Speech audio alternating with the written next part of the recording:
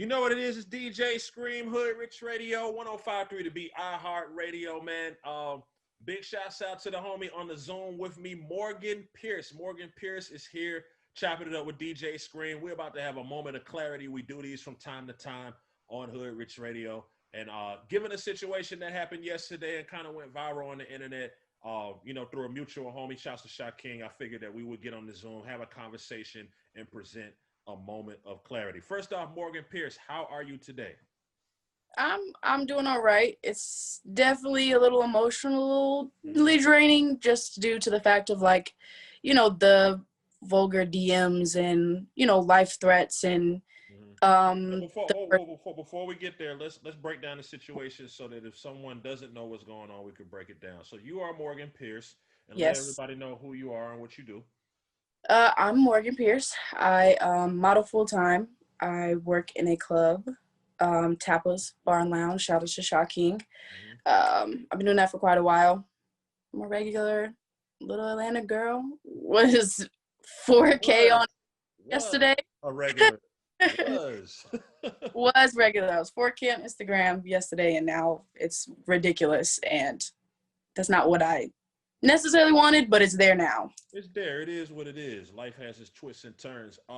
So Ken and De'Ara are a popular YouTube couple, right? That everyone knows about. I honestly didn't know who they were before yesterday, but now I'm aware that they're a popular YouTube couple. They're boyfriend and girlfriend, not married, but boyfriend and girlfriend, correct? They're engaged. They're engaged.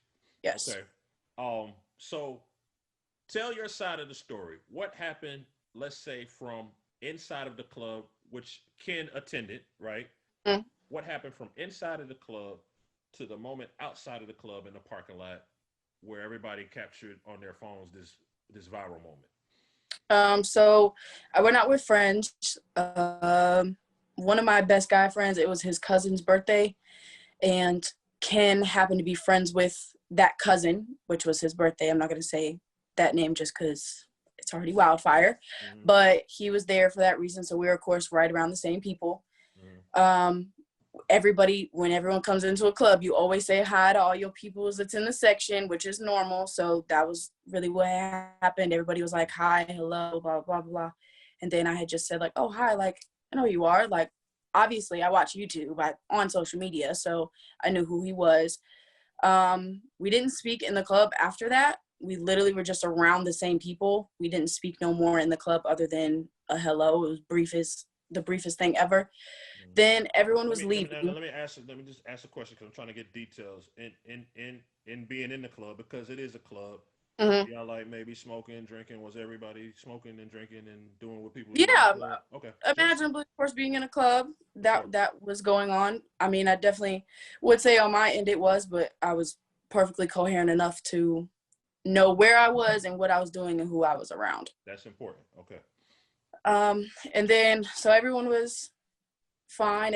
We all walked out the club at the same time. It was me and my friend who rode together and her guy friend, and then him and some of his friends that I personally didn't know that he had, I guess, directly came with.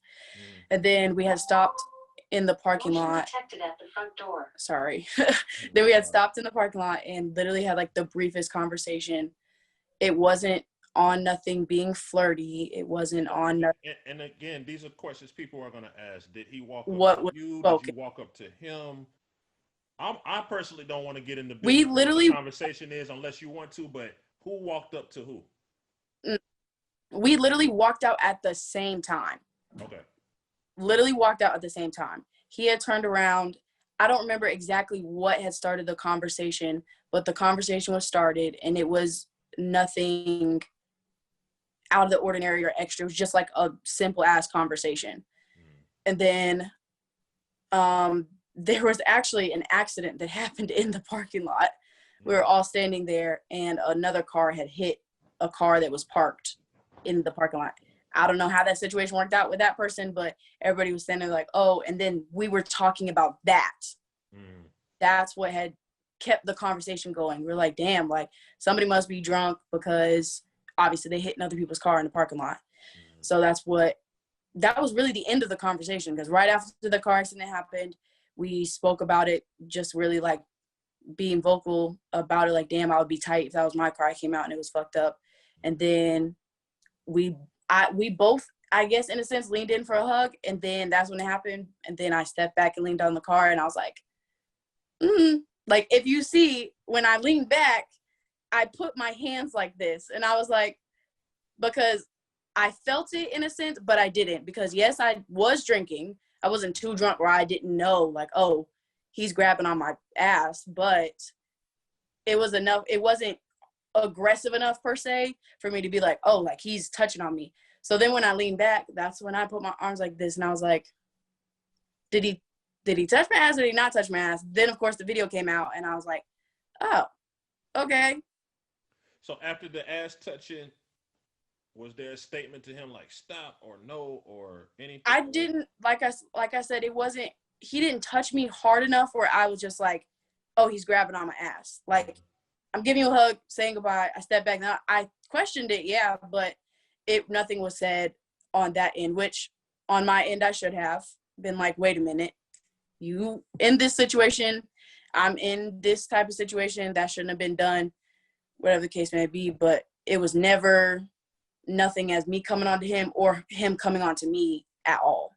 So for clarity, because this is what we're here for clarity, there were no numbers exchanged. There was nothing after that.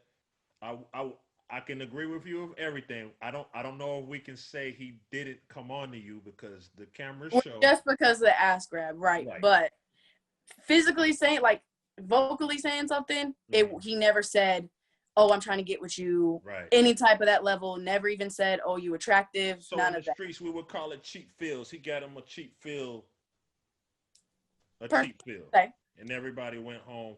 And what was the moment when shit hit the fan, when you realized, like, oh, this has hit the fan, this has hit the internet? Was it later that night? Was it the next morning? Like, when did shit hit the fan?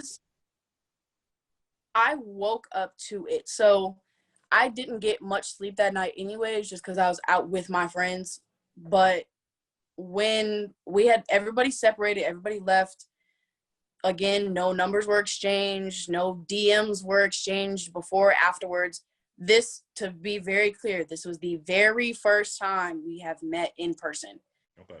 So never spoke before. You don't follow him, he doesn't follow you. I've never followed him. Personally, I've only followed De'Ara. Like, I've never followed him on Instagram. Even now, I just don't follow him on Instagram, even after all this shit going on. But we have never met before, never spoke before. That was our very first time meeting. And we met literally before the conversation, probably about an hour or so. And after the situation went viral on the internet, then I guess talk to everybody about some of the things that happened, because I heard you've been getting death threats, you've been getting slander. Obviously, you did get a bunch of Instagram followers. I imagine, I don't know if they are following you for good reasons, bad reasons. I don't know. Just kind of elaborate for us. So when I woke up, I already had like a couple notifications, but it wasn't too many. But it was only on Twitter, and I personally don't use Twitter like that. So to me, I was like, oh, like, it's just on Twitter. Me, I don't got a following like that. So I was like, okay, it's not that big of a deal. But then it progressed throughout the day. Obviously, it was tagged in other pages. It was then posted on the Shade Room Teens at first. Then the Shade Room posted it, and it blew up from there. Of course, I tried to keep my following or like my identity kind of closed for a while, because I already started getting death threats and stuff like that. So I was like, all right, before it like hits wildfire, I tried to stop it, but it didn't work. I changed my username 3 times, made my page private, changed my Instagram picture. I now have deactivated my Twitter, deactivated my Facebook, deleted my TikTok. Don't deactivate the Instagram. I'm gonna tell you. My Instagram is staying, but everything else is it.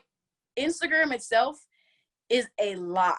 Even as I'm doing this interview, my notification bar keeps coming down, and it's very hectic. So with it being on all different types of social media platforms, it's difficult. So I canceled out the rest of them, and obviously everybody's going to run to Instagram first. So I want to, this is the last phase of talking about this particular thing. After you guys hugged and he got his cheap feel, if you're comfortable, what what was the verbal interaction after that? Was it like nice to meet you?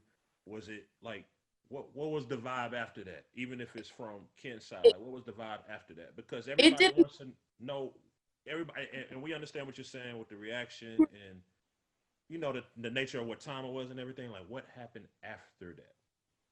literally, it was nice to meet you.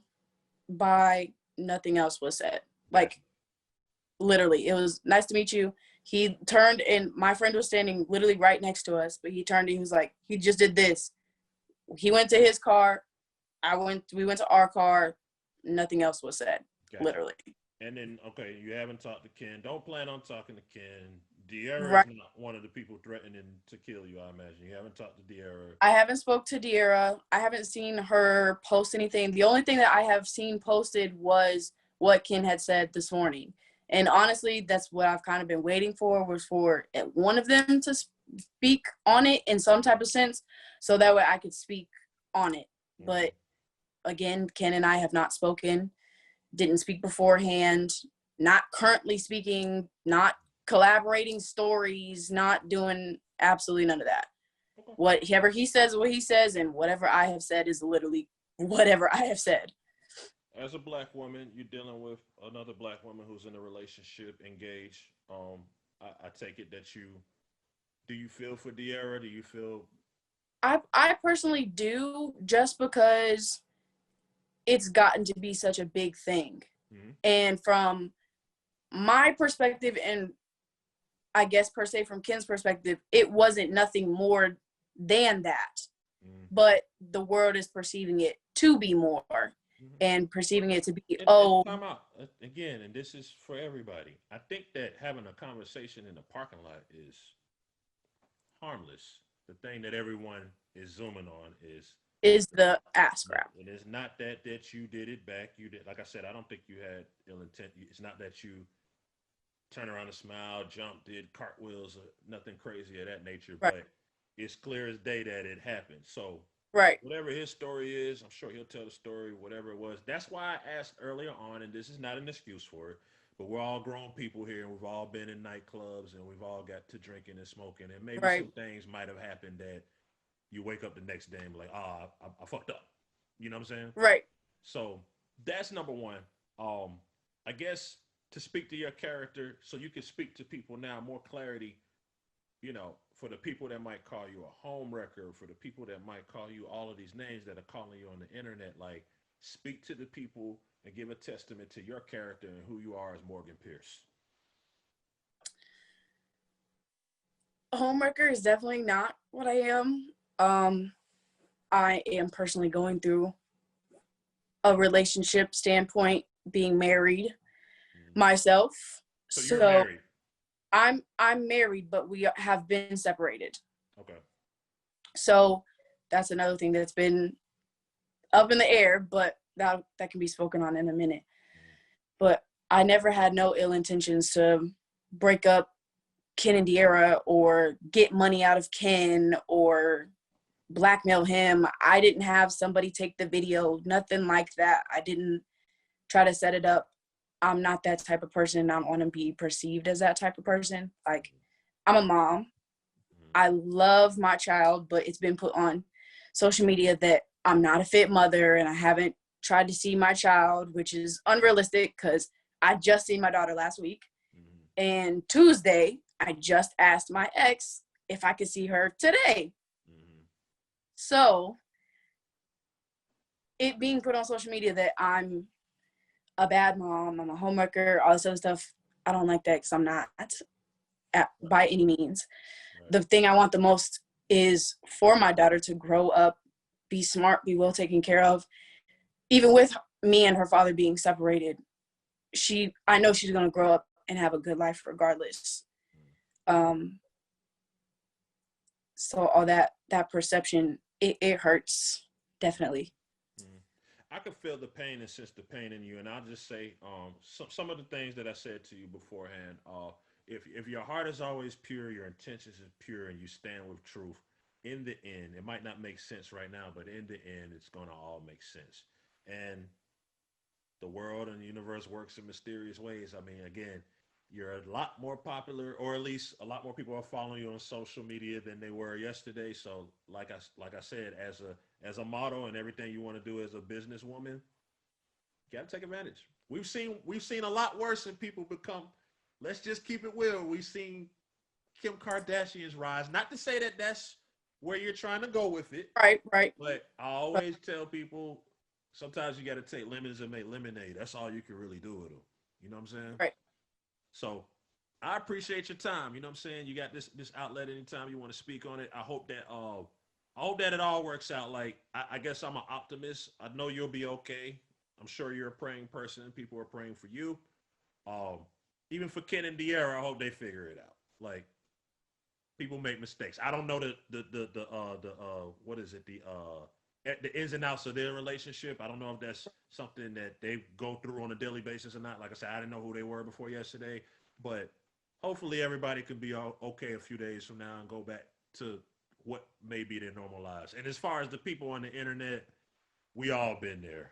You know, we all had that rodeo. Like people don't want to mind their business. They want to mind your business.